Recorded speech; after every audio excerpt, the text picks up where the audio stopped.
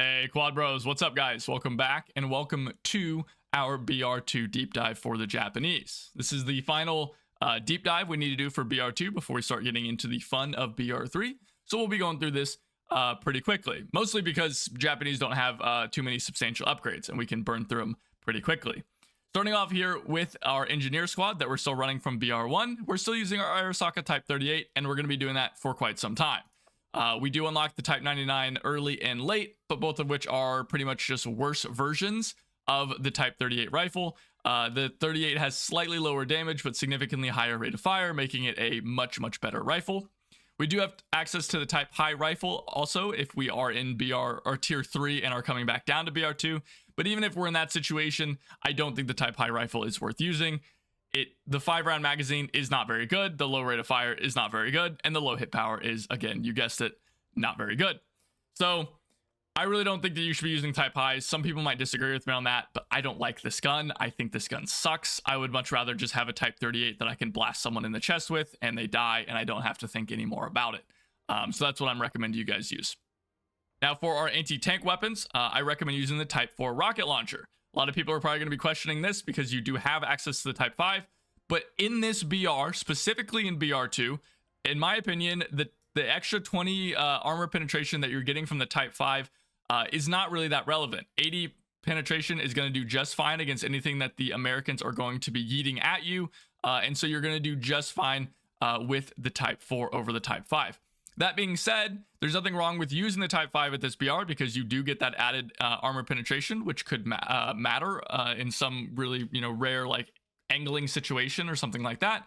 But this thing, again, it doesn't have any sights on it. It can be kind of hard to use, especially when you're firing at long ranges. So, if you can use it and you've got a good feel for the Type 5, then go ahead and keep rocking it.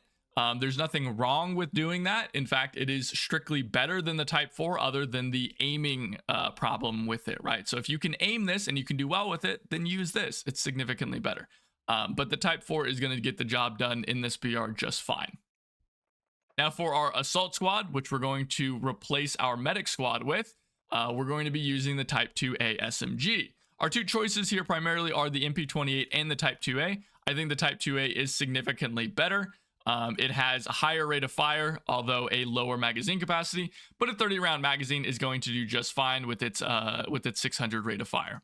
The 50 rounds is definitely something that is very nice on the MP28, but it has such a low rate of fire that, in my opinion, it is very difficult to use effectively, and against good players, they're going to be able to beat you out, especially whenever the allies are going to be starting to get weapons like the Lanchester at this BR, which is going to make it very hard to out DPS them. And that 50 round magazine is going to be really nice if you're trench sweeping or something like that, but it doesn't really matter if you have 20 or more rounds if you're dead because your gun doesn't have enough DPS to outpace something like a Lanchester, right? So I think the Type 2A is much better. It's also significantly more accurate and can do much better at kind of like the longer-ish ranges of an SMG. So definitely, in my opinion, go with the Type 2A SMG.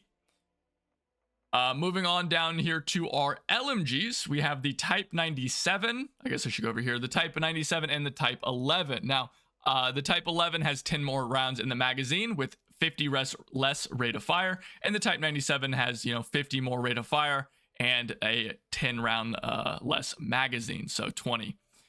I think both of these are pretty straightforward. The scope on this weapon and the 20 round magazine makes it significantly worse at close quarters, while the additional ammo is much better in close quarters, as well as it doesn't have a big scope on it, makes the Type 11 better in close quarters.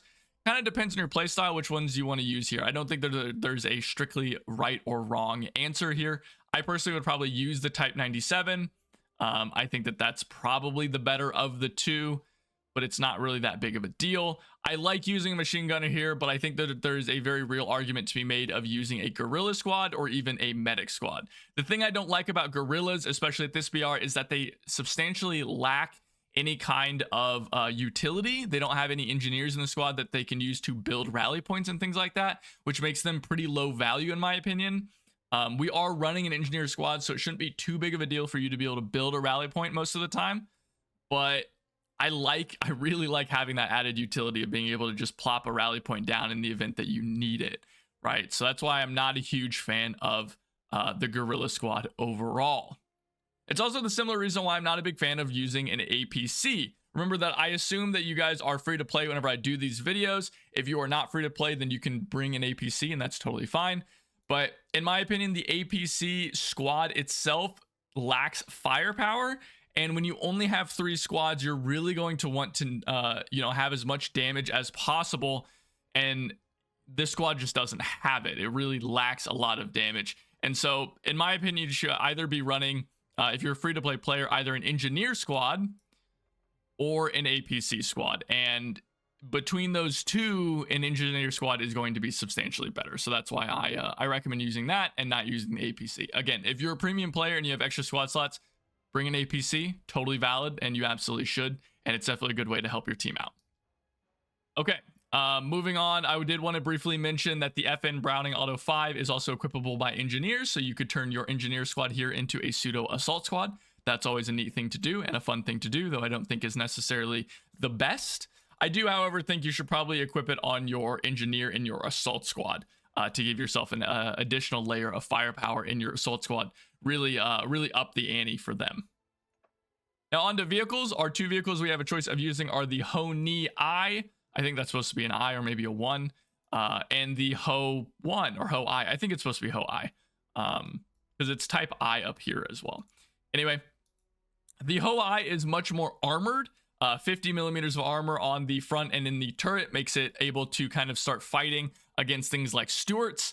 However, it is still going to get absolutely annihilated and shit on by bigger tanks like the Sherman or the Grant and things like that, as well as its 75 millimeter Type 99 cannon does not have a lot of firepower and is not going to be able to punch through stuff like the Grant or the Lee. However, the Ho-Ni I, on the other hand, does have enough firepower to punch through those things, but it lacks armor. So you're going to be able to get absolutely blasted from the air and from the ground in this thing, as well as the fact that it is, of course, an open top vehicle, meaning people are going to be able to snipe you while you're in it, especially if they've gotten any kind of high ground advantage over you, which happens very frequently in the Pacific. So again, it's kind of up in the air here, guys. If you want more firepower and less protection, you're going to go with the Ho-Ni. If you want more protection but less firepower and do more infantry support, you're going to go with the Ho-I here. So kind of up to you. I personally like bringing the Ho-Ni, but I don't think that there's a right or wrong answer here. If you, however, want to be in the air, you should be very happy because the A6M20 is here. I believe this is the Battle Pass variant, so it comes fully upgraded, but it is otherwise identical to a fully upgraded, other than the camouflage, I suppose, this Ryzen here. This is the Zero, guys. This thing is a very famous plane. Comes with a pair of 60 kg bombs, which won't be doing a ton, but is nice for at least some amount of close air support, as well as the 20 millimeter cannons, which are going to rip through anyone dumb enough to be in front of them. And at this BR is actually pretty effective at taking out ground vehicles as well. You'll be pretty good at strafing ground targets, infantry, as well as other vehicles that the Allies have, like the what's it called? The the M13 MGMC, and then the Crusader. I was thinking the Cromwell, which is not. That's a much later vehicle that's not even in the game yet. So you'll be able to pin Crusaders and things from the side. You'll be able to take on M8 Scotts, Daimlers. There's a lot of vehicles that the 20 millimeters from the Zero are going to be able to pin and do some good damage with. So the Zero is a fantastic choice at this BR. And if you're a free-to-play player and only bringing one vehicle, I would definitely recommend bringing the Ryzen because it is just that good. Yeah. But that's it, guys. That's the whole BR2 deep dive into the Japanese. We'll be moving on to BR3 for probably the Allies or Axis. Let me know in the comments below which one of those you guys want first.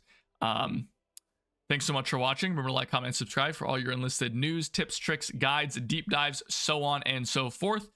And let me know what you guys think about this deep dive, and I'll see you guys next time. Take it easy.